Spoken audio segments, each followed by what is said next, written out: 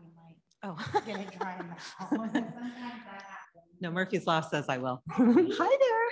Hey, Steve. How are you? What are you going on? Okay.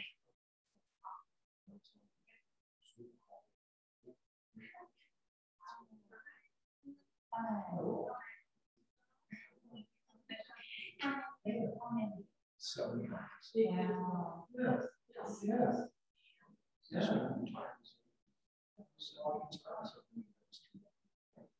You find yourself shocked. I mean, to be inside your soul. Betsy. Betsy. Hey, Betsy. I'm going to disable the waiting room. Oh, okay.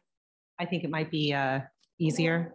Oh, okay. I don't know. I've never done it without the waiting room. It just means I don't have to admit people. They just go in on Yes.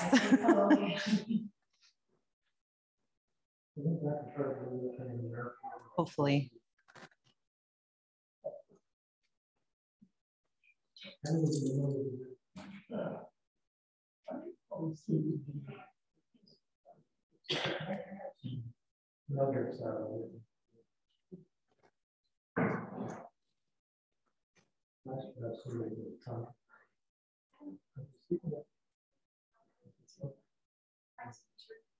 Hello. Hi. Hello. Hello.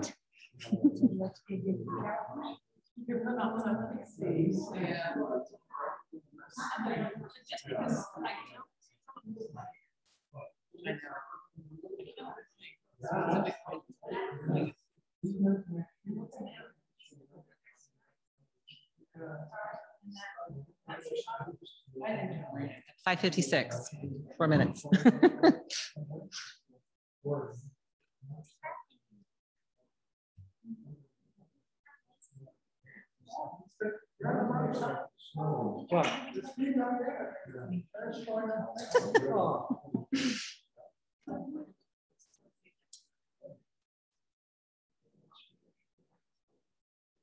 I feel like,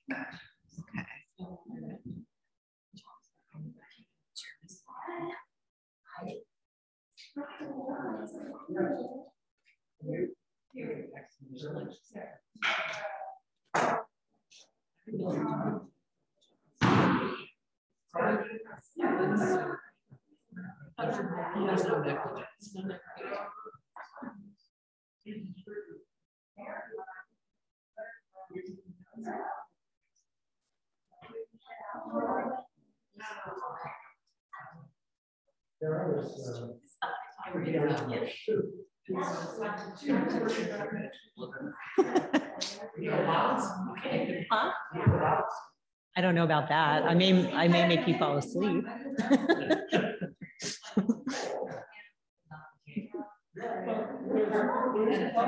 I know I should.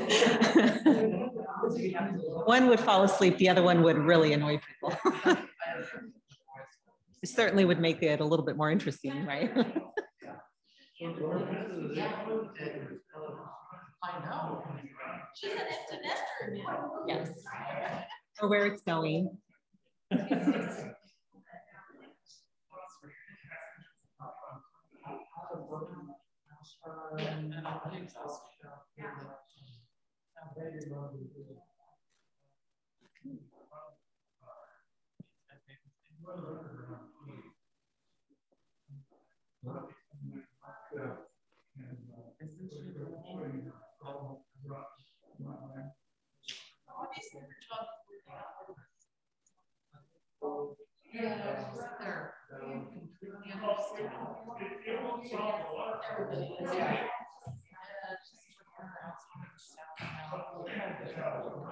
You ready?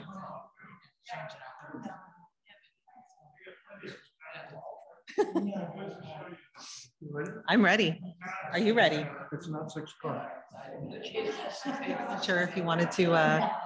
It's 5:58. Yes, I'll start at 6. exactly. Okay. That works. Right. I just want to make sure I had your attention. I'm watching you.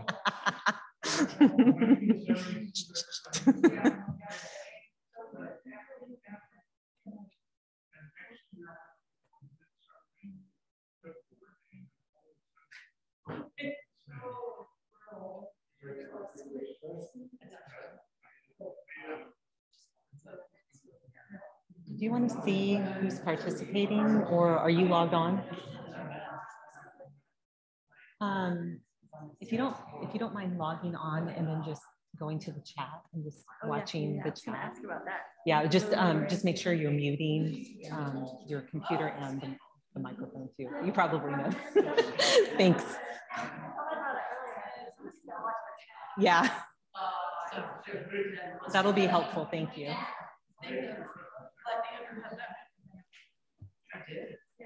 She could take yours. When I teach my class, it's the second hand. Yes. I'm trying to teach them to be punctual. Okay, ready to go? I'm ready. Good evening, everyone, and welcome to the budget workshop. This is something that your board of directors has wanted to do, and hopefully it may be an annual event. This is being put on by our fabulous, and I mean fabulous, finance committee. And I would like to introduce to you Tara Zimmerman, who is I was going to say kick-ass. I did. She's really good at this stuff. So Tara, you're on. Thank you. So this is kind of growing into something I didn't quite expect. It's much larger than what I had anticipated putting on, but the reason why I was even interested in joining the finance committee, because I moved here from actually Serrano back in 2016, and when I came in, I was paying around $200 a month for HOAs in Serrano. They took care of our front yard. When I came here, it was, I think, $480, and it's been steadily going up. $20 every year. And I'm like, what's going on? And so then Betsy was saying that the finance committee was looking for volunteers. And I was like, well, I guess I might as well figure out what's going on. I have a background in numbers. I like working with numbers. I have also been an auditor, so I can find things, just to understand the process. And for me, it was diving into the detail to make a little bit more sense. So through the finance committee and especially the more seasoned members of the finance committee, it's been a very educational experience for me. And I know what I'm paying for now. So I'm hoping through this, I can give you guys some information on what you're paying for. You may not see it, but it is there and it's an asset. So I just wanted to be able to try to explain this. We are going to be sending these out. One of the things is there is a lot of information on these slides. I do not read from slides. One of the ideas here is this is being recorded. You're going to be able to go back, sleep on it, digest it, come back to us with questions. Again, there's a lot of information to digest if you aren't familiar with it. So I'm going to give a high level. This is going to take about half an hour. Afterwards, we'll have some opportunity for questions. If you don't know questions at this time and you're like, aha, go ahead and email us, covered up by the screen over here. We do have an email address. We do have a couple of handouts of the presentation. If you would like to email Betsy, either your physical address, we can bring a physical copy of the handout to you. It will also be available electronically along with some additional documentation, including the reserve study and the Davis-Sterling Act, all, I think 200 pages of it if you're interested in some light reading. So this is our finance committee. So we have Susan, Will, Aubrey, and myself. There's a little bit of information on here, how long we've been on the committee, how long we've been homeowners, and a little bit about our background, why we're interested. So we have a nice variety of experience here.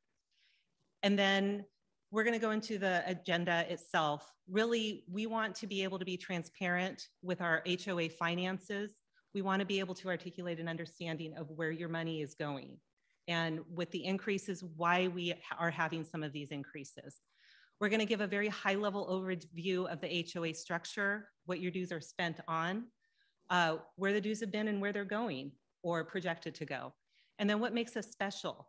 My caveats are, we are going to get into details here. So if you have specific questions, we would like you to go ahead and email the committee, or we will go ahead and just take that back and we'll look at it. And then be able to go back and answer it. We are an open committee, so please come join us. It's the fourth Tuesday of each month at 4:30. And then if all else fails and you want to really kind of dive in, come join us. We could certainly use some more members of the Finance Committee. So that's our little sales plug right there. So again, a lot of words on the screen. One of the things that the Finance Committee does is actually all the Finance Committee does is we assist and advise the Board of Directors.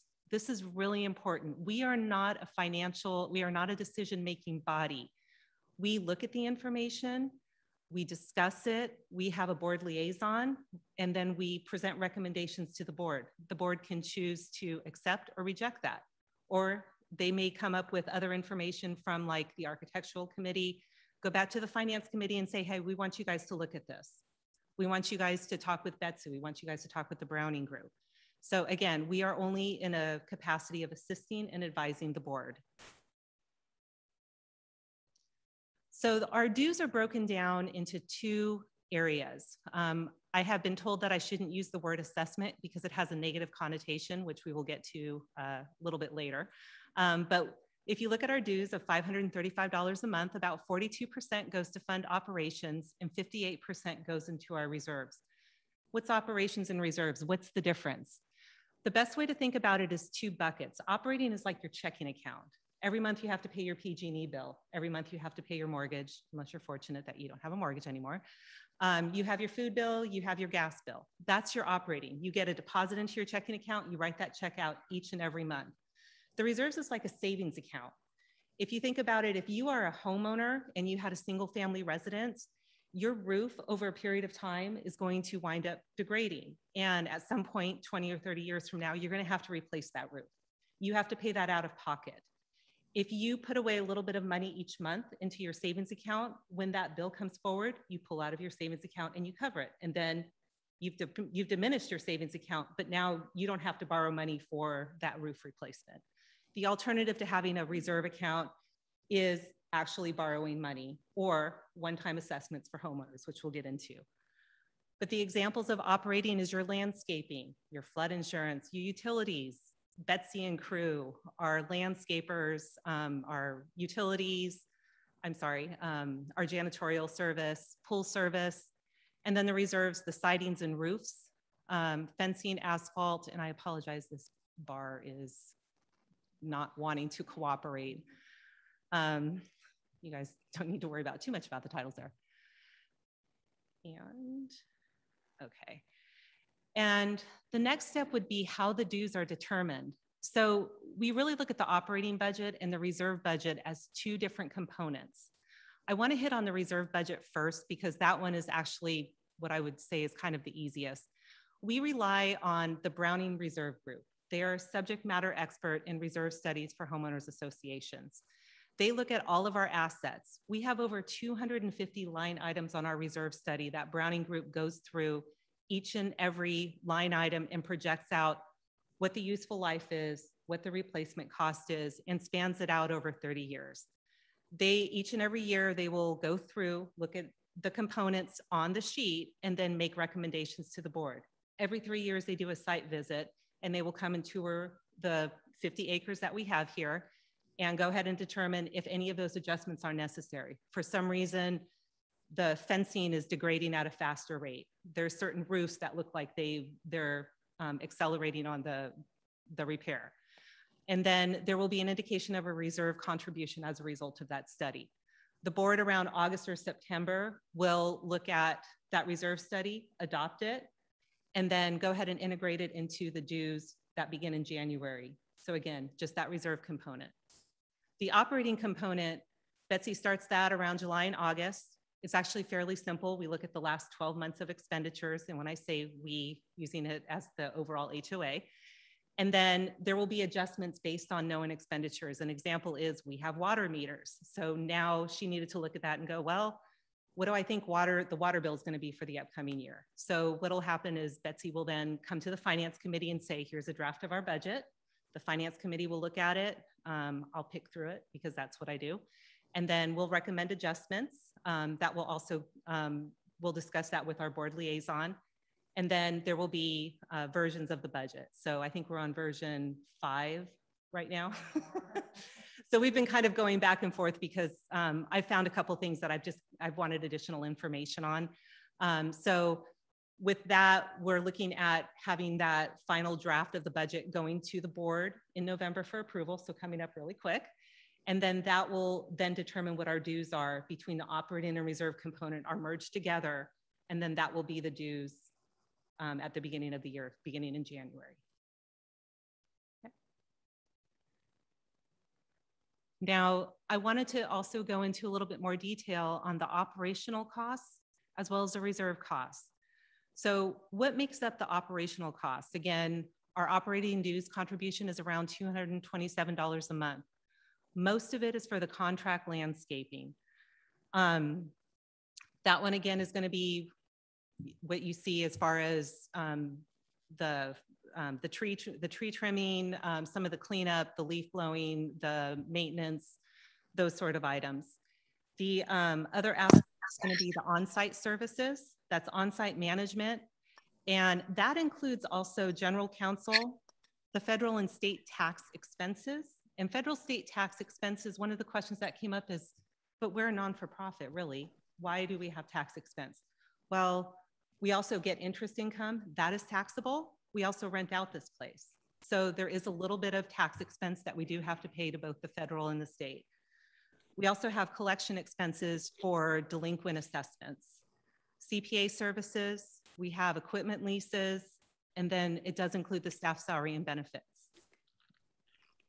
So we do use a CPA for preparation of our tax returns, as well as our estimated taxes, those sort of items.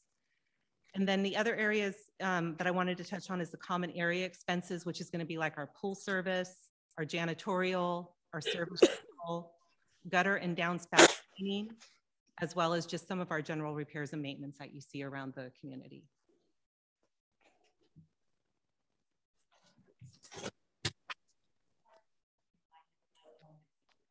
Oh, sorry. Yeah, for those that are on the call, do you mind muting yourself? And if you have questions, you can put them in the chat. I do have somebody that's monitoring the chat, so we can go ahead and address those at the end as well.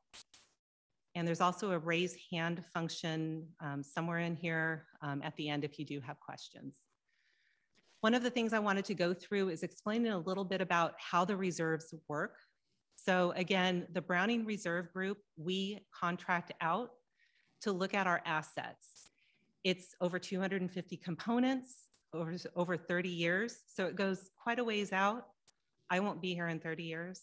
But you know, it's something that we need to think about in the future. So they typically will go out for the 30 years. Each line item will represent a useful life. And I just wanted to briefly go over what this looks like.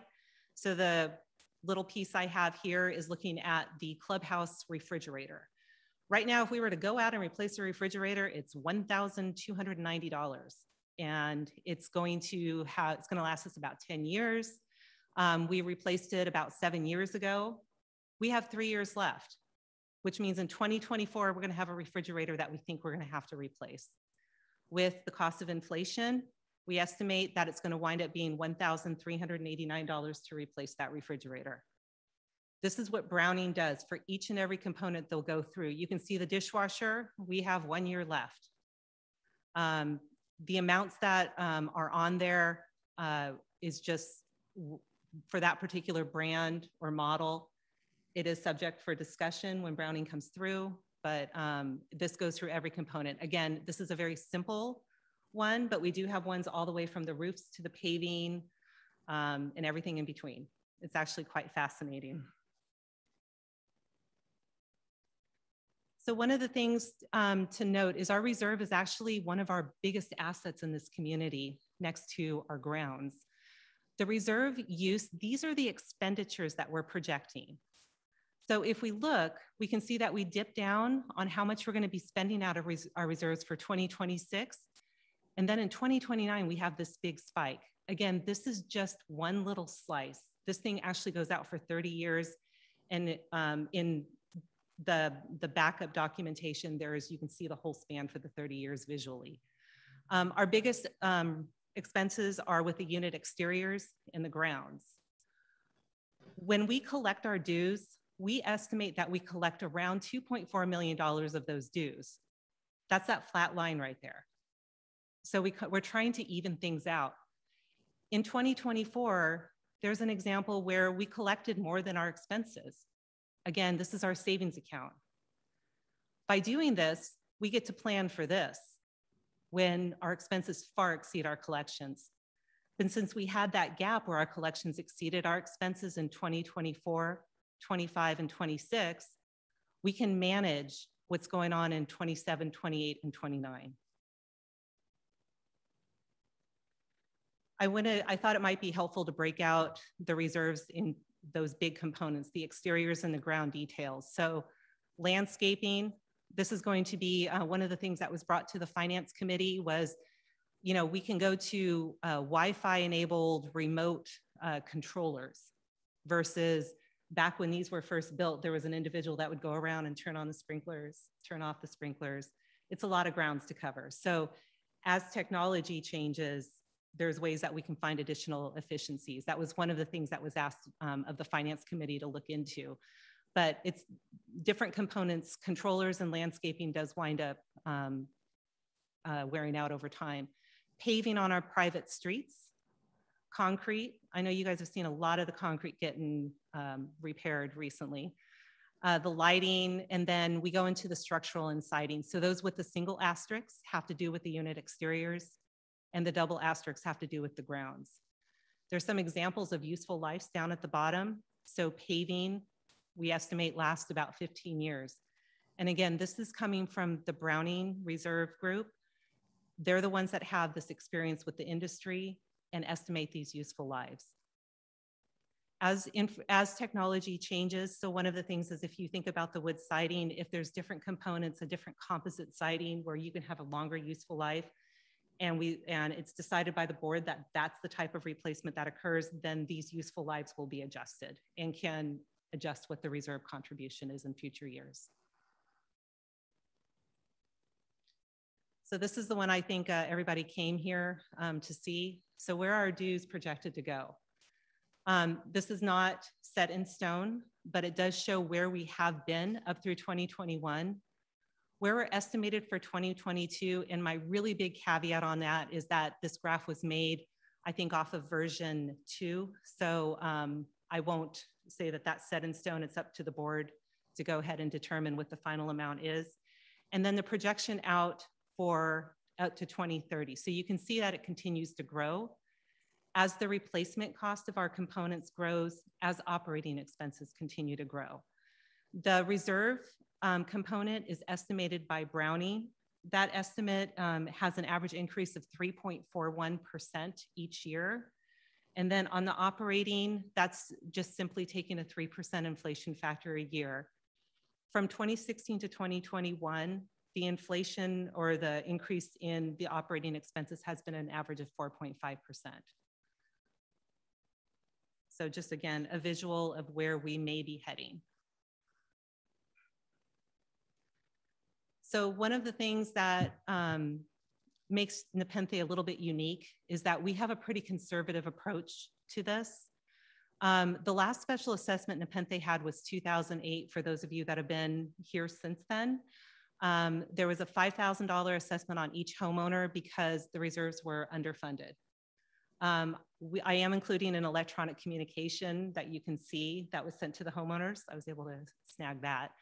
And as a result of that, the reserve study was looked at pretty critically and was adjusted. So ever since then, we've been really well funded. A lot better funded than a lot of our other HOAs around here. Campus Commons Village, just across the way, they had a special assessment in 2021 because they had a lot of deferred maintenance and their reserves weren't enough to cover it. So for me as a homeowner, I would rather pay ratably with increases rather than wind up getting a bill for $5,000. And also too, on these special assessments, one of the things that I saw in the email from 2008 was that you can either pay it all at once, you can pay over time. If you pay over time, we're gonna have to charge you interest. And some of them will charge a fee because they have the administrative burden of having to send out those bills and collect. So that's one of the things that makes Nepenthe special. There's other areas around here, not just Campus Commons Village, but there's other HOAs that will assess quarterly and you don't even know what the bill is gonna be. So Nepenthe is also very different in that almost everything out here is maintained on the outside. There's in our attachments, Betsy helped me put together a comparison of our HOA compared to other HOAs in the area on what we cover and what they cover or don't. And we are pretty unique in that there's almost nothing outside that is the burden on the homeowner. We have 50 acres. We are so spaced out relative to a lot of the other communities that are being built now with similar HOA dues. We have on-site management. That is something that is actually pretty unique with some of the HOAs in this area. Exeter Square, which is down off of Monroe, their assessment is $560 a month. They don't have on-site management, which I thought was interesting. This was pretty eye-opening. Or flood insurance, yeah. None of the HOAs that we looked at had flood insurance. No, but for the cost. I think John can also speak to. There is an HOA called Swallow's Nest, which is right off of the Sacramento River. If they aren't in a flood zone, I don't know what is in a flood zone, but they don't provide flood insurance through their HOA. I'm sure it's probably dependent on what mortgage holds or whether or not the homeowner wants it. We also have the old school construction quality. They don't make it like this anymore. I never hear my neighbor, but then again, my neighbor's probably pretty quiet. She hears my dogs, unfortunately. The alternative is really there's higher density, there's vehicle congestion. So we could get rid of some of the grounds and build more condos. Well, we're gonna have more vehicle congestion. And also too, when everything's included on the outside, there's uniformity among the HOA units. You don't have to sit there and look at your neighbor's siding and they haven't painted because they just can't gather the money together to paint it or just haven't gotten around to it. So it allows us to have consistency in the way that our community looks, which also assists with the resale value. This was the end of the presentation. Again, it's a lot to digest, but I want to just like a second on each slide, go through what the attachments are. So that way you can look at this and geek out if you want to. This is the grid of HOAs, their dues, what's included, what's not included. So again, please go through this. It's fascinating. I had to correct Betsy on the pool, clubhouse, and pickleball with Serrano. You get that if you pay $35,000 for the country club and $544 in addition to the $210. But this was interesting. I got on Zillow and I went ahead and I just started picking out homes with HOAs. So if you want to look at what it is with a condo versus a single family residence, list price, did a lot of information on this too that you can just peruse. Whoops. This is a budget to actual comparison. So if you want to see how the information has trended at a high level, where our dues have been, again, $457 to $535. You can see where it's gone. And really, the group has done a pretty good job at budgeting accurately. So that net revenue and expense at the bottom line, we're pretty close to zero, which is what we want to see. And then this is going to be a projection out of our reserve. So over at the bottom here, this ending balance in 2050, we're going to be ending with $6,315,000. This monthly reserve contribution over on the far right side shows what the amount is of the dues component that will be part of the reserve. So if you're out here in 2050, the projection is $814 a month. But again, that is so far out there. There is so much change that it can occur. You guys are laughing. There's so much that can change. So the first couple of years, this is my experience with budgeting and forecasting. First couple of years is pretty accurate. As you get out, gosh, if I could predict 2050, then I would be betting at the racetrack or something. So just of note there. So don't panic when you see that. This is our reserve expenditures. I'm sorry, our percent funded. So anything that's over 70% funded is considered very well funded. You can see as we go out, it starts to drop down. But again, this whole area out to the right after, say, 2032 becomes very, very subject to change. So it's something for the our future generation to look at and to start kind of managing, but we can at least keep in check for the first several years. And then this is our reserve balance. So you can see it kind of climbs up. And then in 2045, 2046, we start having some larger expenditures that winds up depleting that reserve accumulation. And then this is just an example of a reconciliation for our reserves showing what we spent in our beginning balance in 2016 was 4.9 million. Our dues contributed 2 million. We spent 1.3 million. Our ending balance was 5.5 million. So this sort of spreadsheet is looked at quite frequently to make sure that we're watching our ending balance.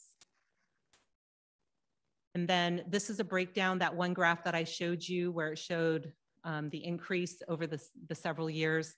This is the breakdown of the operating and reserves. So where we're projecting operating expenses to go and the reserve expenses, and the breakdown of the dues assessment. Again, for 2022, that is not the accurate number. So don't panic. That's subject to the board. That was just the best information I had at that time. And that is the end of the presentation. So again, it's a lot of information. If you aren't, I know this because I've been looking at it, compiling it for several months. So I just want to thank everyone for being here. And again, look at the information. Betsy will have this available for you to look at. Any questions, email us, ask us here. It will.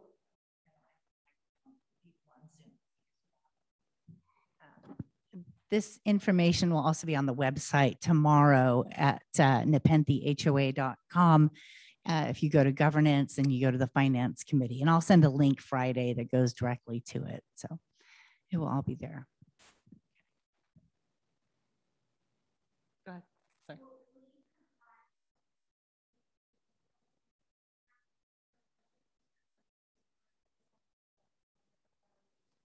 Yeah, so the question that was asked is if we'll be able to compile the questions that are being asked, so that way the people that are on this call or those that wish to access the recording can view what the questions were.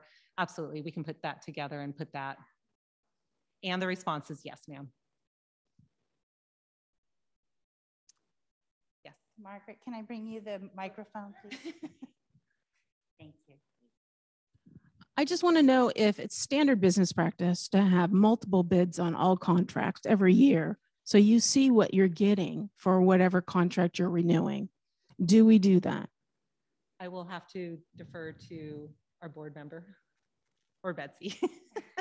The board has some leeway. It's not a requirement under Davis Sterling. I should be using a microphone.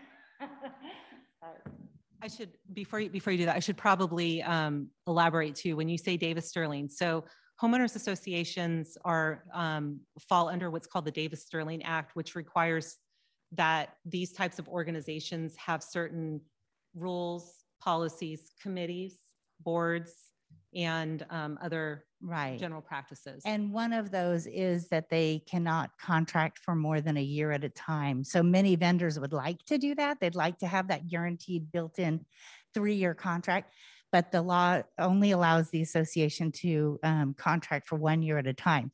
Now, that doesn't mean they have to go out to bid, but they definitely have to put eyes on the contract and make a determination whether to continue. I know, but if you're not looking at other bids, you do not know if what you are renewing is the best for our association. You might want to, put that in a letter to the board of directors. They might want to consider that. I can tell you that they have spoken to every one of our regular contractors at length during this budget process. That still doesn't answer the question, but thank you. So what I'm hearing from you is that you are asking if there is a bid process. My experience in other organizations has been if it's over up to a certain dollar amount, the board would have the ability to either approve or disapprove.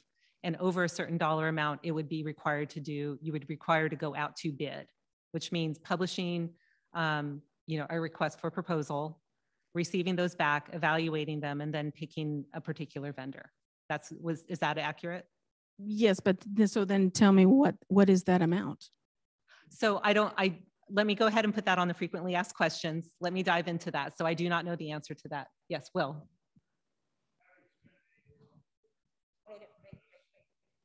Thank you. Prior board member Will. Having spent 8 years on the board and about 15 years on finance, the reality is that there are a lot of small contracts, the pool cleaning, for instance, that don't get, okay, the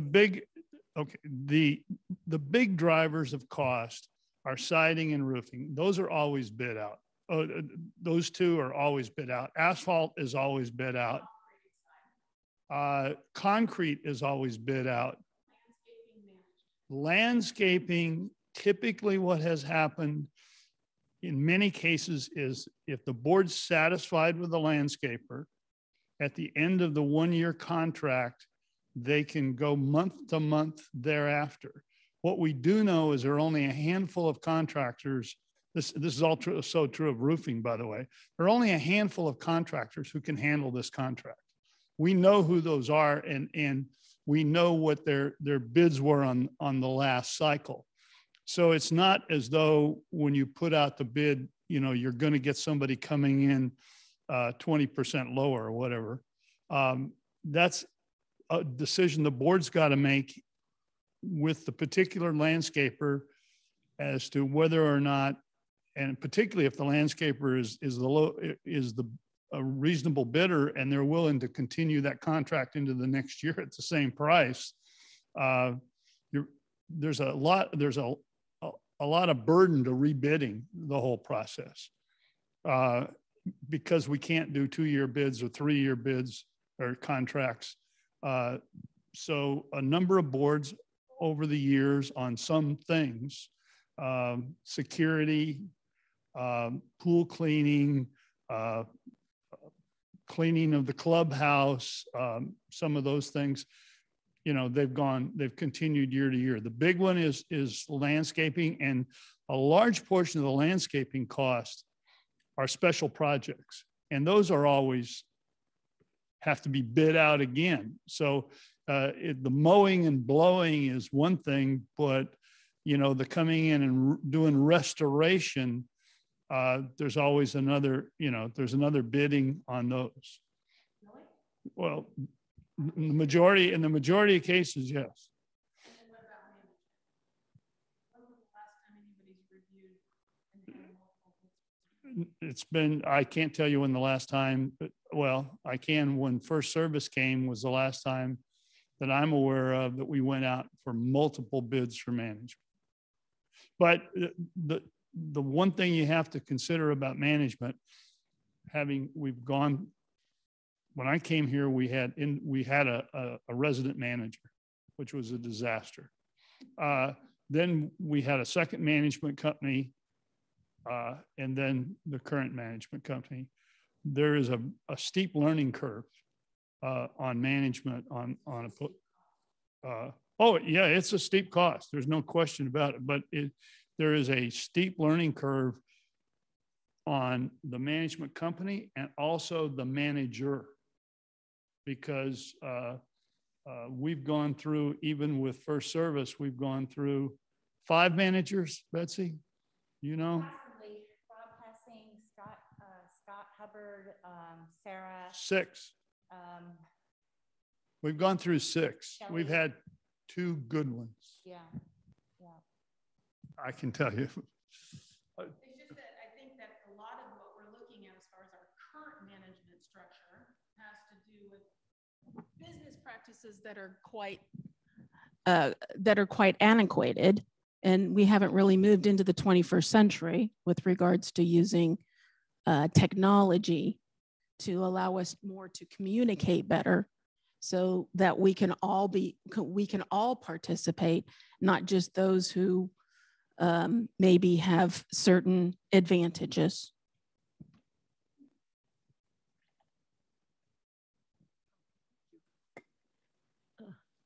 Thank you, Tara. You did a wonderful job of research, and that was a model of clarity, and I appreciate it very much.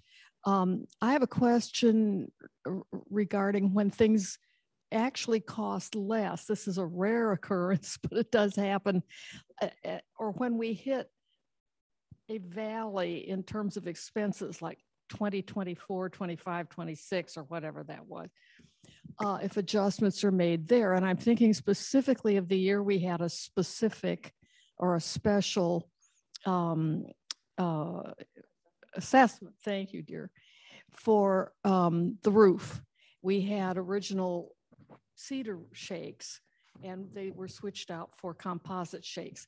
And we were told after we paid our $5,000 and we were given various options for paying that, that those composite shakes had 50 years of life in them, not a max of 30.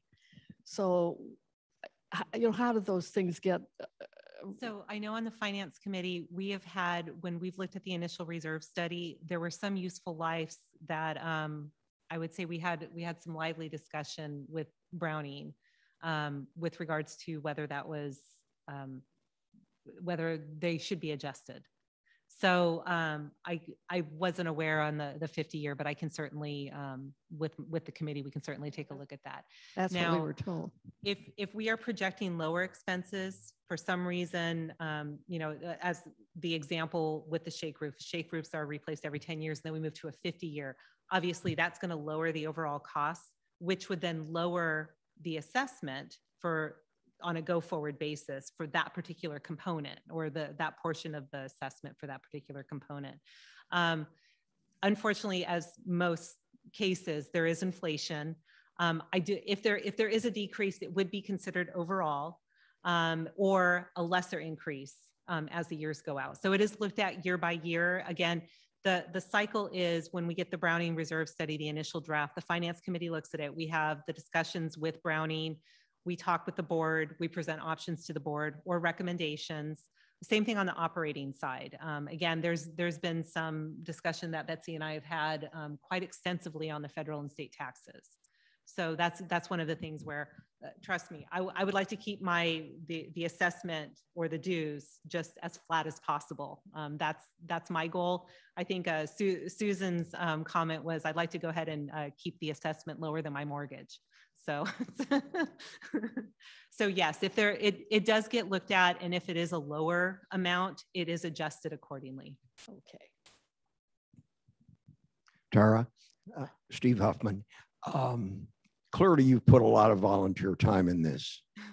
Thank you. I'm very interested in what you had to say about other homeowner associations, notably those within campus commons. Very valuable because it gives us a good idea how we're doing. How were you able to do that? Did you call the various other outfits and find out? So, were they willing to share the information with you? There's somebody here that has a lot of information. Also, too, those homeowners associations have websites, and there's also chatter that you will see kind of back and forth. So I like to say, like, if it exists in the world, I can find it, you know, on the internet. So I did a bunch of digging. That's how I was able to find out, like, there's Campus Commons Village actually puts out bulletins on their website that was talking about the special assessment. That special assessment goes to the homeowners to vote. The homeowners voted on it. So, and I know Serrano because I lived in Serrano. Some of the other ones is through Betsy's knowledge. You know, and I could probably query homeowners directly to get additional information if anyone was interested. Sure. I found that research part. It's also on every time they sell a house now, it's on a Zillow or any real estate. It gives you the homeowner's current monthly dues. Yes, that's where I got it from. But the actual components of, we pay for siding, we have on-site management, that is something that is not, and that's one of the things to note when we are selling. Betsy and I have talked about this. The home prices over in Campus Commons Village seem a little bit higher than what they may be over here. But that may be when someone's looking at Zillow, they're like, oh, well, you know, This one has a lower homeowner assessment or homeowner due. So, and I can handle a higher price. So what they don't know until they wind up getting through the disclosures are those special assessments. Hi. I'm going to ask a real question this time. Okay. So sitting here, we talk about the projections that are done 30 years out. And are they done on the assumption that this is status quo? Our landscaping is going to be status quo. Our siding is status quo. Is there any acknowledgement for the possibility of A, changing the siding, B, changing the landscape look and design because we're in a drought? We're not drought tolerant out here. I have big brown patches of grass in front of my house. Why don't we just take the grass out and put some pretty rocks in there that you don't have to water? So are projections done with the consideration that some of this stuff is going to change, or is it done as is status quo? So it is done as is status quo because we don't know what we don't know is the short answer. Okay. We don't know what technology is going to do with regards to siding. We don't know if all of a sudden we're going to come out of a drought. Yeah. So it doesn't take that into account, but that's one of the reasons why the reserve study is looked at every single year, and there is an on-site visit every 3 years. And that's something that, especially I think the landscaping has been a topic of discussion at the board meetings. So as new information comes up, that will be adjusted. It will affect the reserve study as those decisions are made and approved by the board.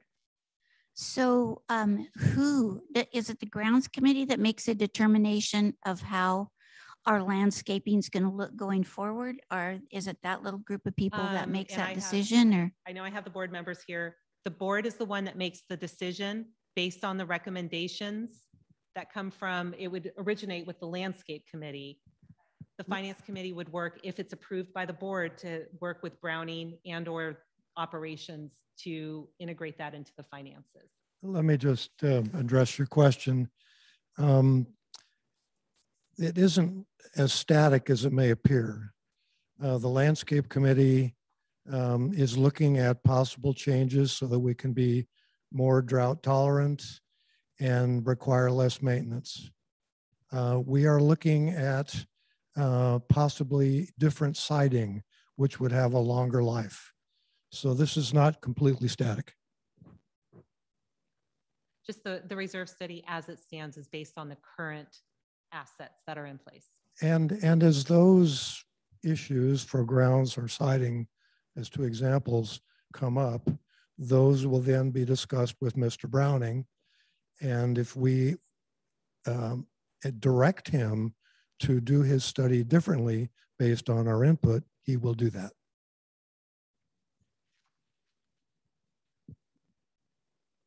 Any other questions from the group here?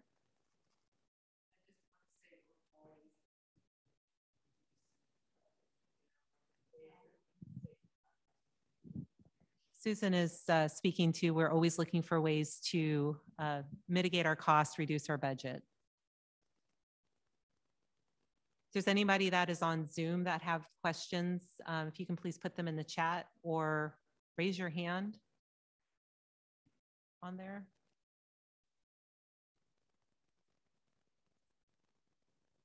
Everybody must be stunned. Got a lot of good comments, no questions. Yeah. I appreciate everyone attending. Again, I know this is a lot of information to digest. Again, you know, questions, comments, suggestions, please email us, please join us. Either actually coming to be a member on the committee or engaging on our monthly meetings is great. It's like, Dale? Nope. All right. John, did you have any closing comments? Just to say that you did a great job.